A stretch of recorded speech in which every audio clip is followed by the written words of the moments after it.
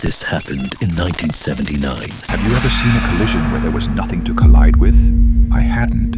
Not until that night in 1979. I was on patrol, past 2 a.m. Highway empty, no wind, just me and the road.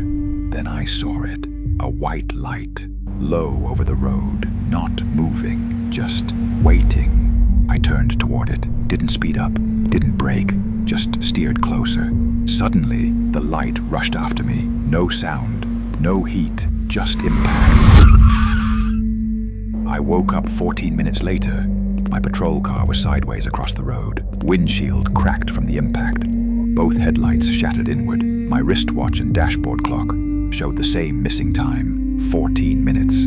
I radioed it in. I could hear my voice shaking. Dispatch showing 1 Adam 12. But it didn't sound like mine. They examined the car. An impact was confirmed, but they couldn't find anything that caused it.